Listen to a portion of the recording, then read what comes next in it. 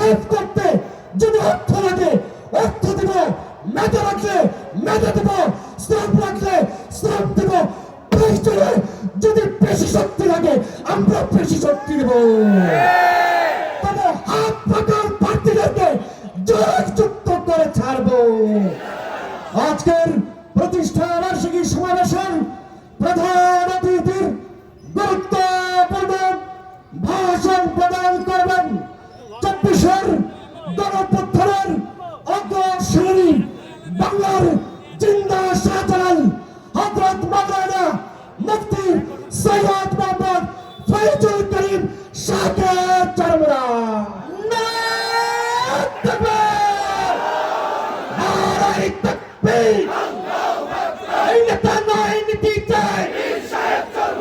যোগ্য নেতা পাইছি ভাই, সারা বাংলা শুনতে পাই। সারা বাংলায় কোনো মার্কা আছে? এই জামালপুরে কোনো মার্কা আছে? এই কোন সে মার্কা এবার যাবে সংসদে? নামে ভাই ভাই ভাই মুরব্বি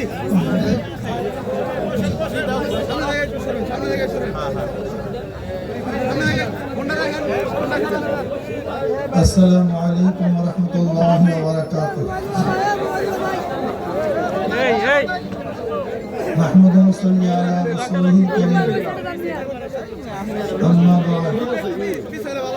আউযু বিল্লাহি মিনাশ শাইতানির রাজীম। বিসমিল্লাহির রাহমানির রাহিম। জাআল হক ওয়া যাহাকাল বাতিল। ইন্নাল বাতিলা কানা যাহুকা।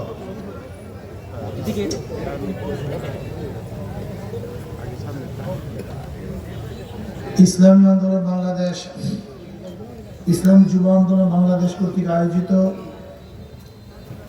আজকে এই যুব সম্মেলনের সম্মানিত সভাপতি শ্রদ্ধাভাজন ওলামায়ে কেরাম, সর্বস্তরের জনগণ ভাইয়েরা আমার, আজকে বাংলাদেশের অবস্থা কি কম বেশি আমরা সবাই জানি। বাংলাদেশের ভূখণ্ড অবস্থাও অনেকে আমরা জানি। এই দেশ বারবার পরিবর্তন হয়েছে। ব্রিটিশ 200 বছর শোষণ করেছিল। ব্রিটিশদের বিরুদ্ধে প্রথম আন্দোলনের সূচনা করেছিল মুসলমানদের আন্দোলনের ভিত্তিতে ব্রিটিশ এদেশ থেকে পালাতে বাধ্য হয়েছিল। ভেবেছিলাম দুর্নীতি থাকবে না, মানুষ শান্তিতে বসবাস করতে পারবে, কিন্তু সংখ্যাগরিষ্ঠরা সংখ্যালঘু মুসলমানদের উপর জুলুম, অত্যাচার, অবিচার করার কারণে মুসলমানরা চিন্তা করছে মুসলমানদের জন্য আলাদা ভূখণ্ডের প্রয়োজন। আলাদা ভূখণ্ড হলেই আমরা শান্তি পাবো, মুক্তি পাবো। মুসলিম লীগের নেতৃত্বে 47-এ ভারত থেকে আমরা আলাদা হলাম, আমরা পাকিস্তান করলাম, ভেবেছিলাম শান্তি পাবো। কিন্তু পশ্চিম পাকিস্তানের লোকগুলি পূর্ব পাকিস্তানের সাথে বৈষম্য করছে। আবার 71-এ পশ্চিম পাকিস্তানকে ভাগ হলাম, আমরা স্বাধীন হলাম, ভেবেছিলাম শান্তি পাবো, মুক্তি পাবো। এই ভূখণ্ড বারবার পরিবর্তন হয়েছে। বহু দলের শাসন আমরা দেখেছি। আমরা মুসলিম লীগের শাসন দেখেছি, আমরা আওয়ামী লীগের শাসন দেখেছি, আমরা বিএনপি শাসন দেখেছি, আমরা জাতীয় পার্টির শাসন দেখেছি, আমরা জোটের শাসন দেখেছি।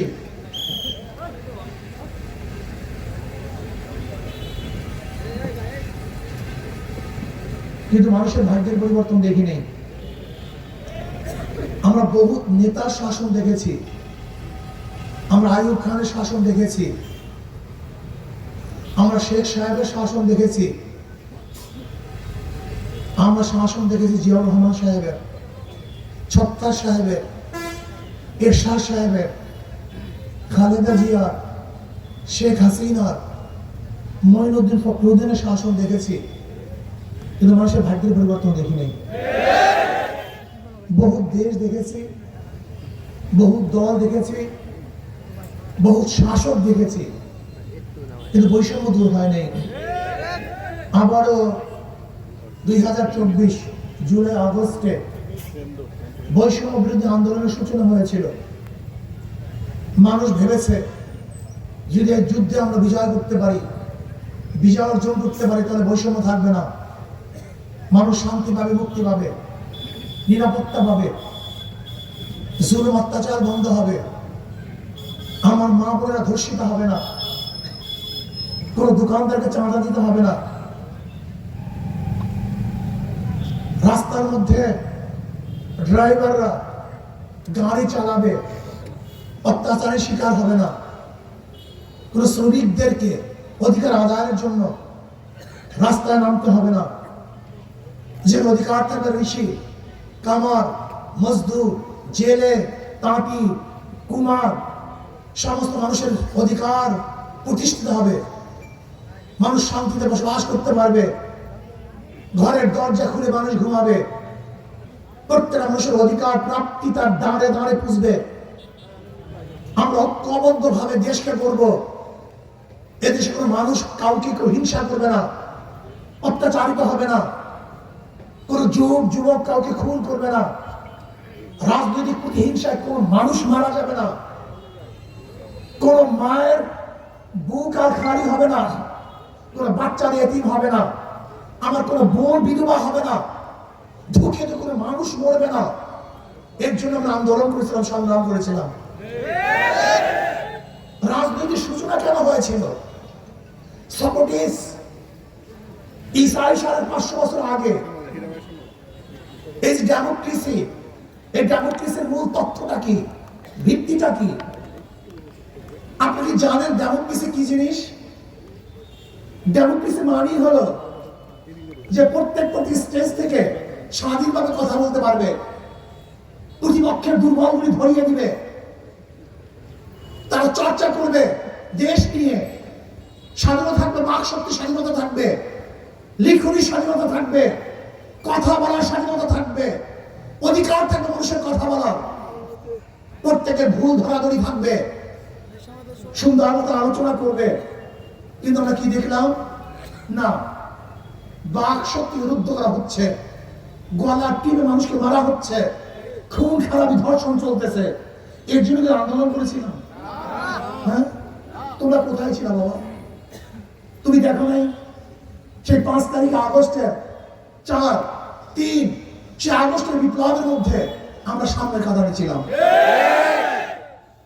তুমি কি দেখেছো? বুলেটের সামনে আমরা ছিলাম, তোমরা কোথায় ছিল? আজকে যে লিডাররা বড় বড় কথা বলেন, কোথায় ছিলেন আপনি বলুন? আপনি ছিলেন এসির মধ্যে, আর আমরা ছিলাম বুলেটের সামনে।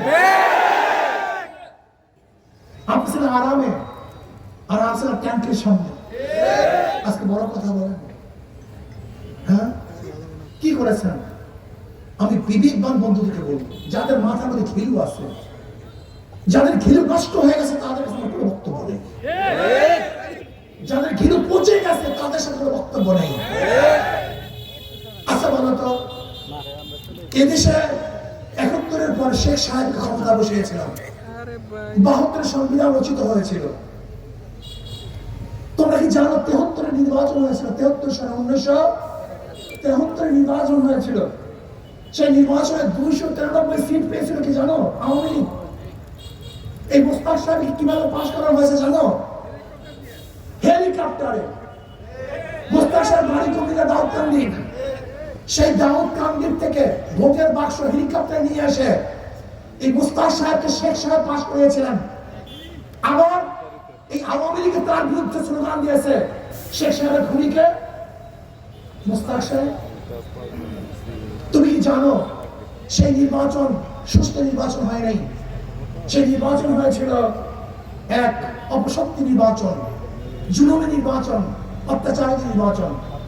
93-তে যারা 293টা সিট পেয়েছিল, 75-এ সেই লিডার আর দুনিয়াতে নাই। আবার এসছেন জিয়াউর রহমান সাহেব, পাকিস্তানের পরে শেখ সাহেব তিনি ক্ষমতায় এসে বাকশাল করলেন, একনায়কতন্ত্র, কোনো দল থাকবে না, কোনো গোষ্ঠী থাকবে না।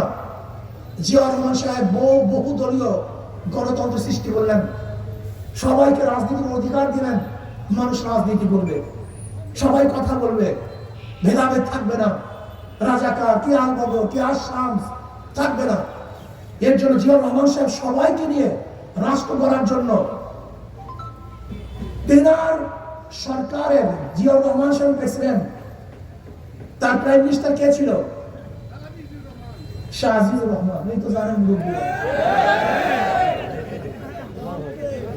জিয়াউর রহমান সাহেব প্রেসিডেন্ট, শাহ আজিজুর রহমান ছিলেন প্রধানমন্ত্রী। আপনি কি জানেন আজিজুর রহমান সাহেব কে? একজন রাজাকার। অথচ আমাদের দেশে যারা বিএনপি করে, ছাত্র দল করে, বন্ধুরা জানিই না আজকে রাজাকারের বিরুদ্ধে স্লোগান দিলে এই স্লোগান চলে যায় জিয়াউর রহমান সাহেবের বিরুদ্ধে। জানিই না রাজনীতি করে। আমি আশ্চর্য হয়ে যাই এদের জ্ঞানের পরিণতি। এটা কি রাজনীতি করে, কিভাবে রাজনীতি আমার জানা নাই, আমি জানি না। আচ্ছা বলো তো, শাখা চৌধুরী তিনি কে? তিনি কি বিএনপির লোক না? যাকে এই শেখ হাসিনা ফাঁসিতে ঝুলিয়েছিলেন, শাখা চৌধুরী কে? সে কার লোক ছিল? কোন দলের লোক ছিল? কোন দলের মন্ত্রী ছিল? তুমি কি তোমার নিজের ঠুঁ নিজের চেহারা মারতেছো নাকি? ইতিহাস জানো, শুধু গাজার কলকে মুখে নিয়ে রাজনীতি করা যায় না। ইতিহাস জানতে হয়, শিখতে হয়, বুঝতে হয়, না লজ্জিত হবা, শরম পাবা। দেখো এই দেশ কিন্তু আগে সেই দেশ না। তুমি কেন বুঝো না বা কেন বুঝতেছো না বন্ধু? আগে একটা খবর ছাপা হতো ঢাকায়, ধরো যে পত্রিকাগুলো সবচেয়ে বেশি প্রচারিত ছিল তার সার্কুলেশন কত ছিল? হয়তো 3 লক্ষ বা 2.5 লক্ষ। ঢাকার ঘটনা ঘটতো, বাংলাদেশের বিভিন্ন জায়গায় ঘটনা ঘটতো, মানুষের দ্বারে পুষতো, 3 লক্ষ মানুষ পড়তো না পড়তো, বিশ্বাস করতো না। একটা পরিবর্তনের সময় লাগতো। আর এখন আমি বক্তব্য দিতে আসি, 1 মিনিটের মধ্যে গোটা দুনিয়া বক্তব্য দেখবে। তুমি ভেবেছো সে আগের পরিবর্তন যেরকম টাইম নিয়ে হয়তো এখন সেটাই পরিবর্তন হবে? হ্যাঁ, তুমি আগের মানুষকে যে বোকা মনে করতে, এখন সেই মানুষ বোকা, এটা তুমি ভাবতেছো? এখন রিক্সাওয়ালা, ঠেলাওয়ালা, কুলি মজদুর সবাই শিক্ষিত, তাদের একাডেমিক পড়াশোনা করে নাই, কিন্তু রাজনৈতিক ভাবে খুবই সচেতন, চিন্তাও করতে পারবো না। আমি আমার বন্ধুদেরকে বলবো, দেখো হিংসাচার বাদ দাও, মারামারি কাটাকাটি, এটা জিয়াউর রহমান সাহেবের আদর্শ না। জিয়াউর রহমান সাহেবের আদর্শ ছিল সবাইকে নিয়ে দেশটা গড়া। আর তোমার স্লোগান কি? অমুককে রাখবো না, অমুকে দাঁত হালাইয়া দেবো, অমুকে বিদায় দিয়ে দেবো।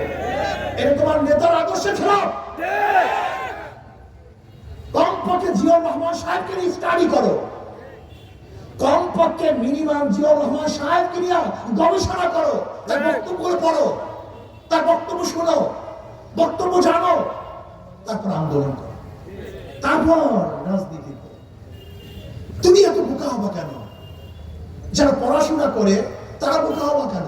পড়াশোনা করো, জানো তিনি কি বলতে চেয়েছেন, তার আদর্শ কি ছিল, রাজনীতি কি ছিল, তোমাকে জানতে হবে অবশ্যই।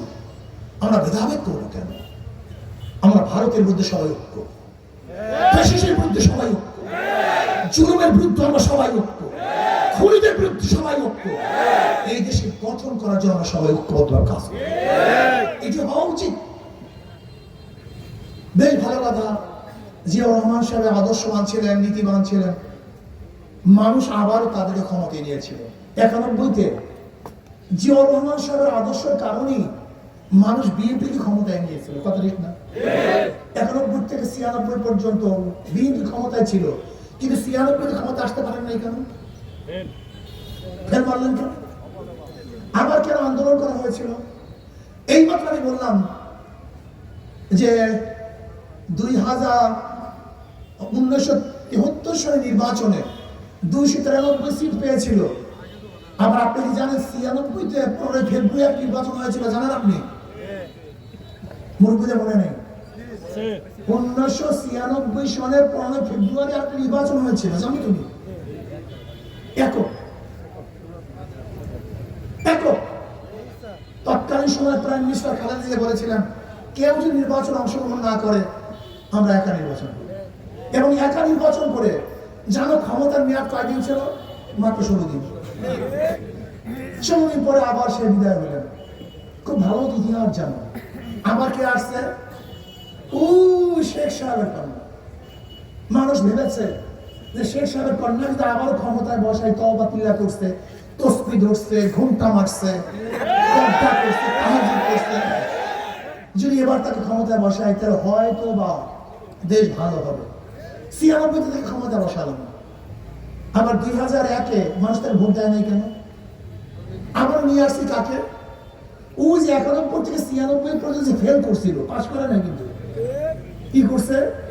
তাকে আবার নিয়ে আসছে। মানুষ ভেবেছে একবার ফেল করছে, হয়তো বা বোঝে নাই, পারে নাই, আবারও ক্ষমতা নিয়ে আসলাম। আচ্ছা, 2001 থেকে 2006-এর মধ্যে কারবার শেষ, আবার আন্দোলন সংগ্রাম, চলে আসছে কে? মঈনুদ্দিন ফখরুদ্দিন। উভয় বলো, উভয় গৃহবন্দী, টু মাইনাস থিওরি, উভয়কে হটাও। আচ্ছা, আপনি বলেন তো, যে ব্যক্তি 91 থেকে 96-তে ফেল করছে, আবার 2001 থেকে 2006 পর্যন্ত ফেল করছে, আগামী রেজাল্ট কি হবে? আপনারাই বলেন, রেজাল্টটা কি হবে? না, পাস, এবার ফার্স্ট ক্লাস পাস হওয়া, এবার ফার্স্ট ক্লাস পাস হওয়া, ঠিক না? রাগ করিয়েন না। পারেন তো শুধু পেশি শক্তি ব্যবহার করতে, বুদ্ধি শক্তি ব্যবহার করেন। পেশি শক্তি দিয়ে সরকার থাকতে পারে না। শেখ হাসিনা পেশি শক্তি দিয়া ক্ষমতায় থাকতে পারে।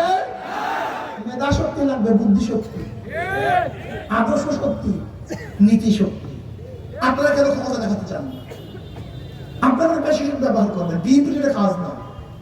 পেশি শক্তি ব্যবহার করে বিএনপির কাজ না, এটা জিয়া রহমানের আদর্শ না।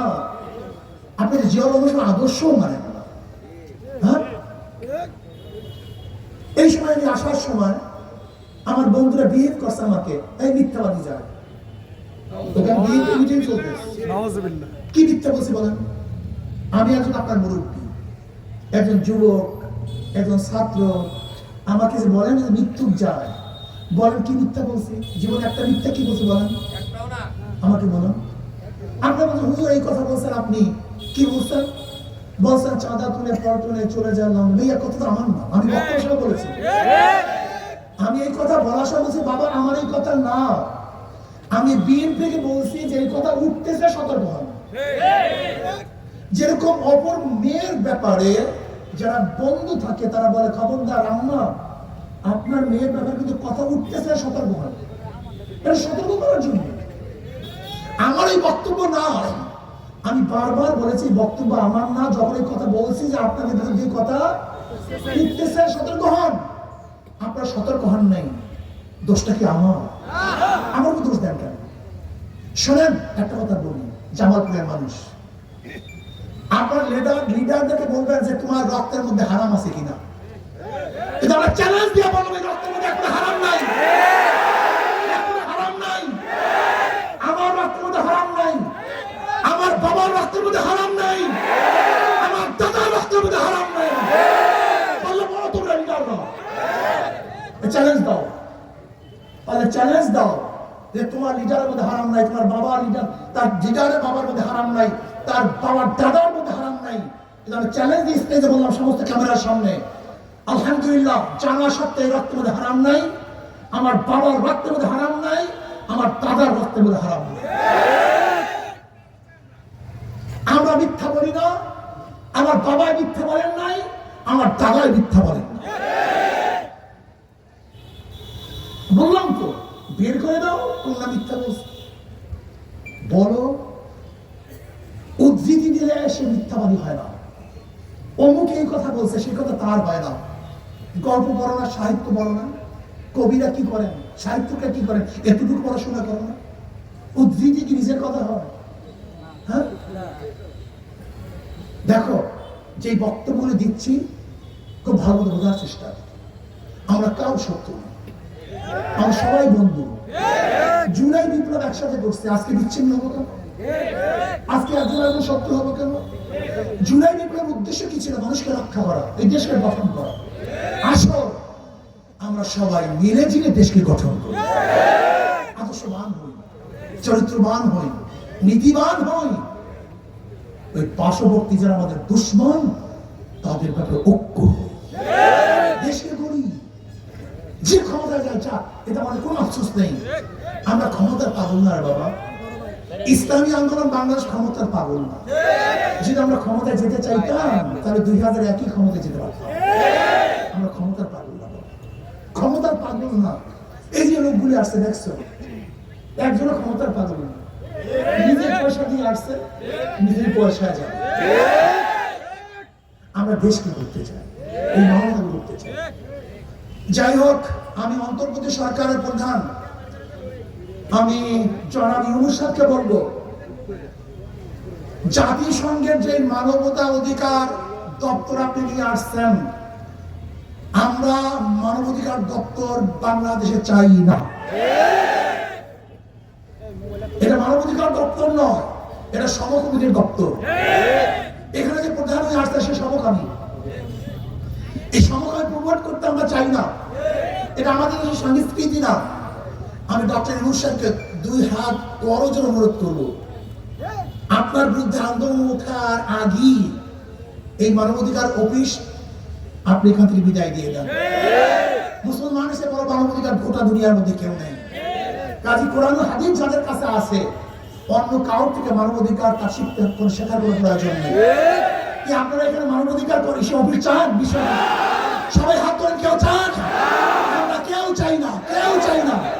সবাই হাত তোলেন, কেউ চাই? আমরা কেউ চাই না। আপনার বিরুদ্ধে আন্দোলন ওঠার আগে এটাকে বিদায় দিয়ে দেন, ঝামেলা দূর করেন। ইনশাআল্লাহ আসুন আমরা সম্মিলিতভাবে এই দেশটাকে গড়ব। আমার শেষ কথা হলো এই, 2 নম্বর জমিতে 1 নম্বর ফসল হয় না, 2 নম্বর গাছে 1 নম্বর ফল হয় না, 2 নম্বর ছাত্রের কাছে 1 নম্বর, 2 নম্বর ওস্তাদের কাছে 1 নম্বর ছাত্র গঠন হয় না, 2 নম্বর নেতার কাছে দেশ কোনোদিন 1 নম্বর হতে পারে না, হতে পারে না। একজনের নাম এ, একজনের নাম বি, একজনের নাম সি। এও চোর, বিও চোর, সিও চোর। ক্ষমতা আছে এ, সে কি করবে? হটাও এ, বসাও বি, সে কি করবে? হটাও বি, বসাও সি, সে কি করবে? কারণ নেতার পরিবর্তন হয়েছে, দলের পরিবর্তন হয়েছে, নীতি আদর্শ পরিবর্তন হয়নি। এগুলো শুধু নেতা নয়, নীতি পরিবর্তন চাই। দুর্নীতিবাজ, জালেম, অত্যাচারী, খুনির মাধ্যমে দেশ কোনোদিন দুর্নীতিমুক্ত হতে পারে না। এই জন্য আসুন আমার জনগণ বাবারা, কাউকে কেউ শত্রু মনে করবো না। আমরা সবাই আপন, এক, অভিন্ন। এই কথা ঠিক না? মারামারি করবেন কেন? খুনাখুনি করবেন কেন? জুলুম করবেন কেন? শ্রদ্ধা ভরে প্রত্যেকে শ্রদ্ধা করবেন, সম্মান করবেন। আমরা সবাই মিলে ঝিলে এই দেশটাকে করবো। আল্লাহ আমাকে এবং আমাদের সবাইকে দেশ গড়ার তৌফিক দান করেন। আর শেষ কথা হলো এই, নৌকা যারা নির্বাচন করে নৌকা চালাতে পারে না, নাঙ্গল যারা নির্বাচন করে নিজেরা নাঙ্গল বইতে পারে না, যারা ধানের শীষে নির্বাচন করে নিজেরা ধান কাটতে পারে না, যারা কুঠা নিয়ে নির্বাচন করে নিজেরা লাঠি কাটতে পারে না, যারা গরুর গাড়িতে নির্বাচন করে নিজেরা গরুর গাড়ি চালায় না, চালাতে পারে না। কিন্তু হাত পা কেমন একটা প্রতীক, যে নির্বাচন করে সেও চালাতে পারে, যারা করে তারাও চালাতে পারে। হিন্দুরাও, মুসলমানরাও, ছোটরা, বড়রা, ধনীরা, গরিবরা, সবাই প্রতীক হাত পাখা, শান্তির প্রতীক হাত পাখা। কারেন্ট ফেল করে, হাত পাখা ফেল করে। আসুন না, কেউ কেউ মার্কা নিয়ে ঘুমায় না, নাঙ্গল কেউ বুকে নিয়ে ঘুমায় না, নৌকা কেউ বুকে নিয়ে ঘুমায় না, ধানের শেষ কেউ বুকে নিয়ে ঘুমায়। ঘুমের সময় হাত পাখা কোথায় থাকে? এই হাত পাখাটা বুকের উপরে থাকে। ঘুমের সময় মানুষের বুকের উপর কোন পাখা থাকে? হাত পাখা। এটা শান্তির প্রতীক, সবার প্রতি, সর্বজনীন প্রতীক। আমি বিশ্বাস করি হাত পাখা যদি বিজয় হয়, এই জাতি বিজয় হবে, দেশ বিজয় হবে, মানবতা বিজয় হবে। সবাইকে কবুল করে নেন। আল্লাহুম্মা আমিন। ربنا ظلمنا انفسنا وان لم تغفر لنا وترحمنا لنكونن من الخاسرين